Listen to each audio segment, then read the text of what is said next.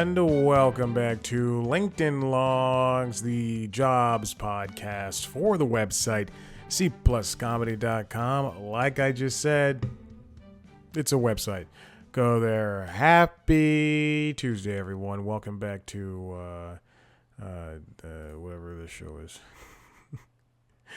We've got, what do we have going on? We got the jobs numbers in the last episode, which was nary upon just a few days ago while recording this. We've had a new resume that was written with the help of AI. A new cover letter that was written with the help of AI. We got a lot of stuff happening. Unfortunately, none of that is helping me at all in terms of working. But you know what? You have to have a positive attitude, all that stuff.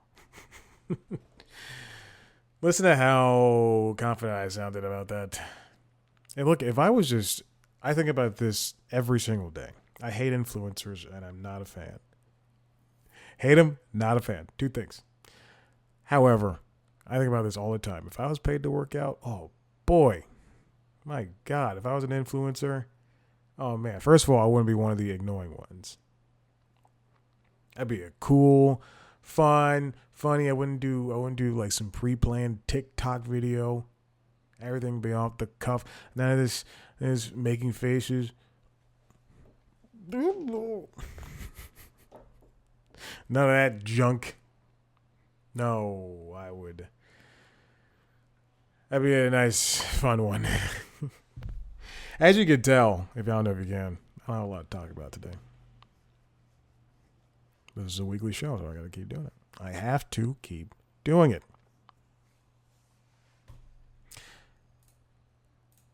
How has the what's it called?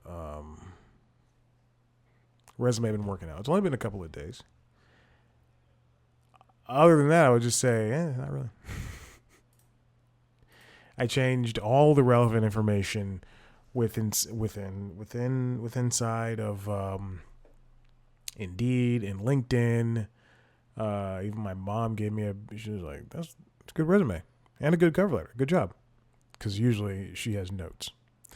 This time around, no notes.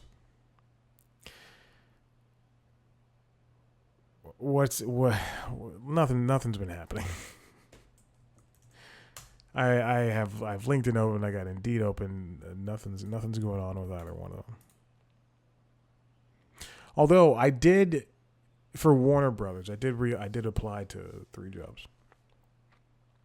And for the past couple of months, if you missed the episode where I talked about Workday and what the words mean for Workday, like if you go to application status on Workday or whatever Workday job you apply to that's involving the software that Workday uses.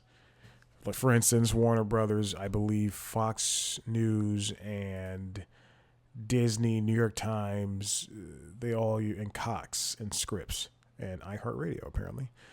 They all use Workday when it comes to applying to jobs. And when I redid the resume and the cover letter, I applied to 3 jobs instantly at Warner again. And one of them, so for the application status, if you are if it's classified under in progress, that means you did not trigger, or you triggered their AI software, whatever, which means you're in the first stage of the application status, which means a human has to go in there and read it themselves. That's in progress. If it says under consideration, that means you passed that first wall, that first firewall of the whatever AI they use to read your application, and it says, okay, they've got the skills to go through so that a human doesn't have to come by and look at this. And for the one out of the 3 jobs, there's one job that I was much more interested in. Oh, interesting. I don't know what this is. I just got an email from Indeed, from a job I applied to on Indeed. Wow, how fortuitous. It's an email / message. Let's see.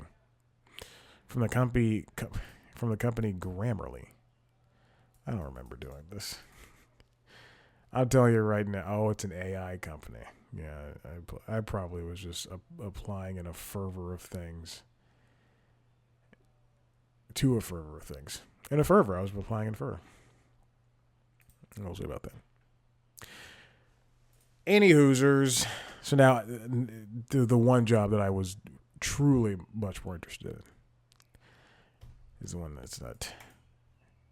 Anyway, let's go to our only story. This comes from the Wall Street Journal, written by Rachel Feintzeg.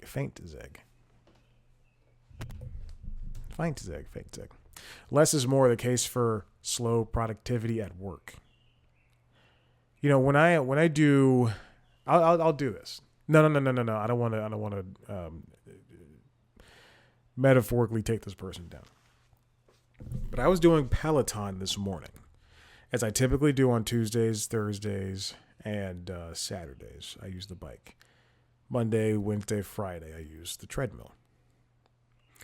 And if you're watching the video, you can see the bike. You can see the mat that the bike was on, just sitting off of my dining table, because it is drying the sweat. And then you can see the bike right behind it. Anyway, I was biking this morning after the gym. Yeah, I double up. I do. And not this morning. Let me choose something else, because I do like the people that I took this morning. There's people I don't like that I do their class anyway, because if we're paying $25 a month, I'm gonna, I have these 2 giant machines. I'm gonna do the people I don't like as well. Oftentimes, and it's not just people I don't like; it's also people I like, and I have issues with their teaching methods. Let me choose HIIT classes. On the HIIT sprint classes on the treadmill, they are planned so poorly, and this goes for every single person, people I like, people I don't like. They're planned so poorly that oftentimes it is you are charged with doing a 20-second run and having a 10-second walk, and it doesn't matter. It's all planned as if you have a Peloton treadmill, which I guess could get to speed in time, get to a sprint speed in less than 3 seconds. But the average treadmill is going to take roughly 10, 15, in my case, 20 seconds to get to any sprint speed. And I hate it. And every single one of the sprint HIIT classes, they force in 20 minutes and 30 minutes, but for 20-minute ones, they force in like 16 reps. And, all I think is, why don't we do less? That way people can actually get things done. Because if you have to still be jogging at 6 miles an hour in order to get to sprint at 9 miles an hour. For my treadmill, and I understand that, they plan these with the Peloton treadmill in mind. I get that. I understand that. However, my treadmill, which is the second best thing to a Peloton treadmill, and it's the budget version, it still takes 20 seconds to get up. And I just think, why are we forcing everyone to do 20 sprints when we can just do 10 and be fine and have your heart rate come down, walk for 30 or for 40 seconds and then get up to speed, jog, and then sprint for 30. Jog for 20, sprint for 30. We don't have to force these things. So looking at this article, which is the reason I chose this article a long time ago, was in my planned topics section. We don't need to always force things down people's throat. We don't need to force so many Slack notifications or Zoom call meetings. I know we live in this culture where we have to get things done as quickly as possible and as long as possible. But maybe that's not working. When I was laid off from Cartoon Network and CNN,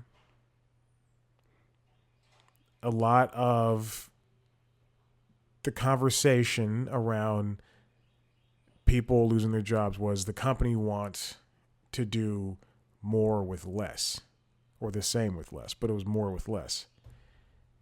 They want to be able to go toe to toe with Disney, with Max. They want to use Max to go toe to toe with Disney Plus and Netflix.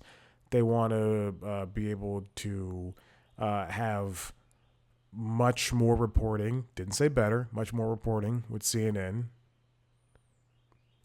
They want to be able to pump out game after game, but not put out games like Hogwarts Legacy, that was one of the best games selling last year.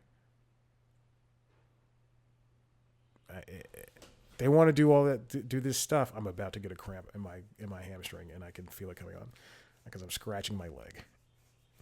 They want to be able to do all this stuff, but they don't want to pay the price of having people who can do that stuff. So what Ms. Zieg, she spoke to Cal Newport, the writer of Slow Productivity. And his book is all about doing work without burning out.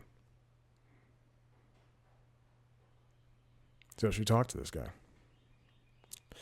who says less is more. Newport says the way we work is a serious economic drag. Knowledge workers have devolved into a form of productivity that's more about the vibes, which is stressed, than actually making money for the company. Data from Microsoft finds that lots of us spend the equivalent.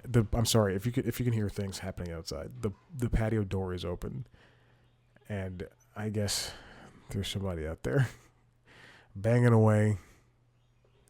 But if I don't have it open, then the cat and the dog will bicker. Not bicker. Not bicker with each other. They will bicker with me. Data from Microsoft finds that lots of us spend the equivalent of 2 work days a week on meetings and email alone. One mistake we make, Newport says, is taking on too many projects, then getting bogged down in the administrative overload, talking about the work, coordinating with others that each requires. Work becomes a string of planning meetings, waiting on someone from another department to give us a go-ahead. Newport recommends giving priority to a couple of projects, then bumping the others on a waiting list in order of importance. Make the list public in a Google Doc you share with your bosses and colleagues.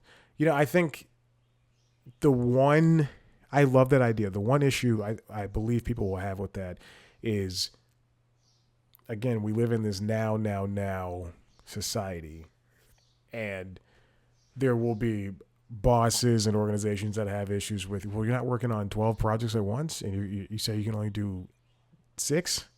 How dare you? But yeah, that it makes sense to go from the toughest project to the least toughest and say, this is how much I can handle right now.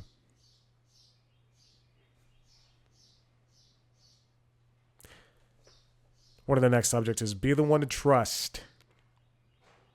You have to have transparency and confidence along with that transparency. Instead of saying, quote, let me see how fast I can turn that around, try, this request will take 6 hours. I will have that time in 3 weeks. I mean, that's truly it's a very honest thing to say. And hey, listen, if you want this done, you have to go find somebody else. Or I'll have it for you in 3 weeks because I'm dealing with A, B, and C. Newport says, never make it seem like work tasks are a burden you shouldn't have to face. Instead, stress that you are trying to be as effective as you can for the team and the company. Be positive and deliver on the timeliness you promise. You'll be seen as someone who's organized and on top of your game. Also, just talk. Tell the team, tell the bosses, tell all that stuff. Because if they can't handle that, if they are putting the pressure on you because they're getting pressure from above, then it's time for a remix of that lifestyle. Bite-size shirking is the next idea. Quiet quitting permanently is a bad idea, Newport says, but a little bit is good. Don't feel guilty, he adds. You are working under a new, better system. We weren't meant to work all out every day without seasonal shifts and pauses. Pick a time, say the month of July, to slow down. Don't volunteer for extra work. Don't offer Mondays as a possibility for meetings. Take on an easier project for cover. There are a lot of jobs I know now where Wednesdays are the day that, if you're still working from home or you're doing hybrid work, Wednesdays are the day that people go in because Wednesday is really heavy with traffic. Monday, I know some people don't go in. Fridays, I know a lot of people don't go in. Tuesday, Wednesday, Thursday, that's a very good time frame for going in and getting things done for the first meetings. Because that's right, a Monday morning meeting during the summer, come on. You got to be joking me, bro. Slowing down is a very effective way of making sure everything can work. We imagine if, and I'll take this analogy back to the gym. I think I used that gym to working out. Now I will talk about somebody I took this morning. I took a 45-minute Rolling Stones ride. I love the instructor. I will say she is my number one instructor. My problem is for 45 minutes, and I'm on a light week at the gym. Not light. I'm on a midweight week. And because I did heavy last week, and my legs were killing me. Speaking of hammies, that I said I was going to get a cramp in. And she has this problem. Again, she's probably my favorite. But she has this problem where no matter if it's a 20-minute class, 30, 45 hour long, it is a constant go, go, go. There's no slowing down, and you have to find in between the songs when songs transition from, that the last refrain and we're going to a next song. And before she starts, and it's not just her, it's a lot of people at Peloton, but before they start the next round of exercises, you have to slow down and be like, okay, how are we doing? Check in with yourself. Take the weight off, because you're cycling for 45 minutes straight. And for someone like me who has just gotten out of doing legs at the gym, maybe I could take a little bit of break. But I have a theory that continually pushing yourself at the gym, no breaks. I know plenty of people at the gym in real life who are just bored with how they work out. And it's because they keep doing the same thing over and over again, and they keep pushing at the same intensity. But you can't do that. It took me, I've been working out for, how old am I? I'll be 31 in a couple of weeks. So I've been working out since I was 13, I think. Yeah, because No, I ran track in middle school. So I've been working out since I was like 11 or 12. Let's just say 12.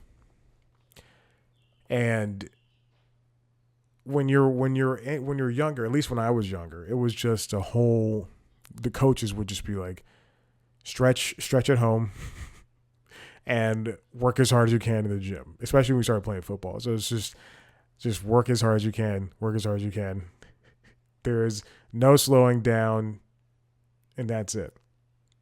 Then I took that mentality to college, and my knees were hurting because I'm squatting all the time. My body's aching. I'm in my 20s. And then I'm just doing Googling. Okay, maybe it's the shoes. Maybe it's maybe I need knee pad things. What are those things called? You put them on your knees, whatever. I don't wear them anymore. Maybe it's the supplements. Sure, that stuff helped here and there, but a lot of it is what you do before, what you do after, and what you do during the gym, during your gym time. You have to be able to take it easy sometimes and rest. The same thing goes for working. July is a great time to slow down and not have a lot of workload. So is January, December and January. I was going to say December 1st, and then I was like, well, people want to crunch out stuff before the new year. But yeah, December and January is a great time to slow down. And then pick up heavier work in the middle of January. And then slow down again April, May. Pick it back up a little bit, slow it down again. You can't keep going because you're going to get burned out. You're going to hurt yourself. Whether that's physically, mentally, whatever.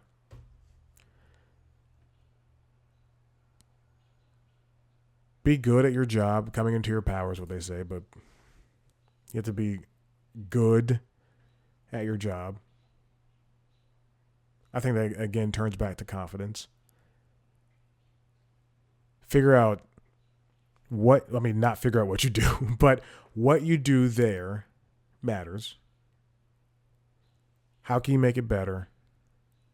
Are you doing the best you can? Make sure no one else. Wolverine says, I'm the best at what I do. Make sure that is you. Even if you're faking it. But it's impossible to keep going now and not be distracted or not be burned out or not want to leave society altogether. Slow productivity. I'm all for it. And if you ain't with it, then go away. I should have reached out to this guy for an interview. That'd have been easier. What if next week I have an interview with the guy? I could definitely do it. You kidding me? I'm the best at what I do, baby. I'm on his website. Just got one Instagram post. Georgetown professor. Listen, if you like what you heard here, head to the website, cpluscomedy.com, where we've got so many great things. I talk to your favorite famous people. Maybe I'll even talk to Cal Newport. Again, cut to next week. I'm kidding. I wouldn't do that. Oh, God, what was I talking about? Follow us on, listen to the other podcasts, The Constitutionals, which is the entertainment business news podcast, as well as Late Night Lately, which is the late night show. You can find video for all the podcasts on youtube.com/C+Comedy. You can find every podcast wherever you get your podcast. Follow us on TikTok, Twitter, Instagram, and Facebook at C+Comedy. Follow me on those platforms at Chad Black White. Thank you for listening. Tell your friends. Goodbye.